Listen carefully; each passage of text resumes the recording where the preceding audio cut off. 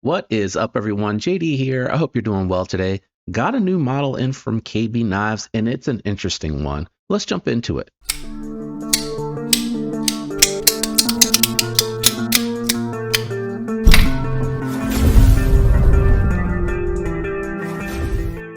All right, guys, we have the KB Sumo in. This is a license designed from Hoback Knives.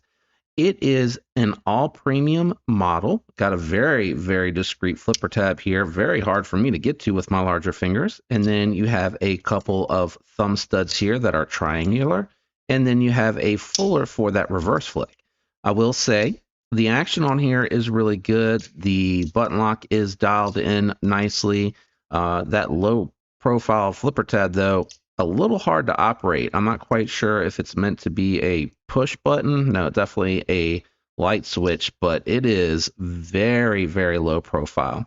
You're looking at a 3/4 length titanium backspacer with a titanium pocket clip, all titanium hardware, CPM 20 CV, and I really love the dark wash on here. KB Knives doing an excellent job with that. So very glad to see that one.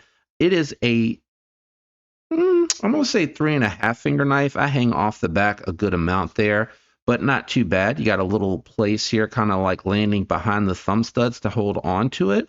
It is a little bit sharper where that flipper tab is. I'd have loved to have seen that flipper tab just be the full blade stock and just maybe chamfered a little bit around the edges, because I would have been able to choke up a little bit on that to use it. As is, you can choke up, but it is a little bit pokey.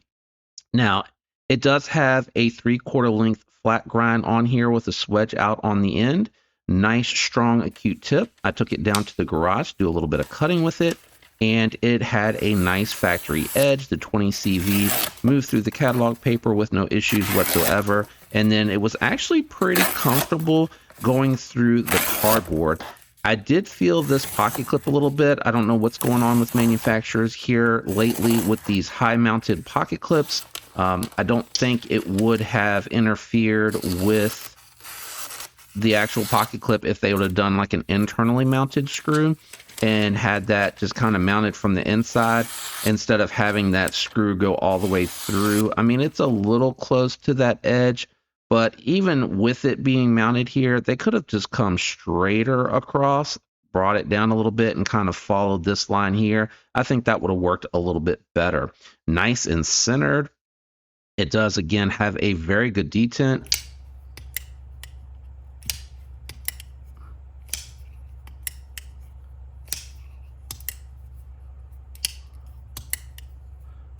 That flipper tab is very interesting. I'm not going to test this because it is a pass around. It is not my personal property, so I'm not going to do any spine whack testing on it. I don't know. I haven't had a lot of Kubi button locks. I don't know if they have a good lockup or not. I will say that generally Kubi's construction is really good, and there's no up and down and no side to side play on it. Very satisfying to reverse like this. The detent on it is very well done, and I like the thumb stud action. I like that a lot. No, it is not reversible. The way that the frame here or the scale here comes up to meet the pocket clip, you wouldn't be able to reverse that. Whoops. Sorry. I'm on the button. I'm trying not to be on. There you go. Just got to go underneath of it. Yeah, very satisfying left-handed. I actually like operating button locks left-handed a little bit better when I don't roll. I actually rolled my thumb down onto it instead of hitting on there. I was pushing into the blade. I actually like pushing the button in like the smock on the compression lock. It's a lot more satisfying. Aesthetically, I like the lines on here. I would have liked this to be about an inch bigger. I think about, maybe 3/4 of an inch bigger. I think I would have liked it just overall 3/4 of an inch bigger. It would have fit me a little bit better. So I am talking about the size of this one. Let's do some size comparisons. All right, here it is against my Spyderco Manix 2 lightweight and my McNeese Mac 2 3.5 inch. And as you can see, this Sumo is definitely smaller than both of these knives. Let's do a couple more and then we'll weigh this one. All right, couple more size comparisons. We have the Mini Nova out here with the Hyphen XL. And as you can see, the Sumo is actually smaller than both of these. It is a little bit closer to the Mini Nova, but the Mini Nova does have a little bit more handle length and just a skosh more blade length on it. I think if the Sumo was about the size of the Mini Nova and that flipper tab was just a little bit thicker, so it was more like a landing spot, it'd actually be okay for my sized hand, which is a much larger size hand. Let's grab the scale and check the weight on this one. All right, scale out and we got it on. Let's check the weight on this. Doesn't feel too bad, but it may be deceptive because it's a little bit smaller. So coming in at 4.4 by comparison, the Nova, which also has a full 3/4 length back spacer, coming at 4.2. So it is just a little bit heavier than the Nova, but it is a little bit of a taller knife with a little bit more blade stock on it. Well, not stock, but actually a little bit more blade steel on it. So not too terrible, but I would have loved to have seen it a little bit lighter. Let's go ahead and wrap it up with my final thoughts and impressions. All right, guys. So I grade on a scale of 1 to 10. What I take into account is ergos, aesthetics, build quality, and the price of admission on the knife. Is it a good value for the money, but is the build and materials, factory edge, heat treat, and everything like that really good? KB does an excellent job with their heat treat. It is one of their hallmarks, in my opinion.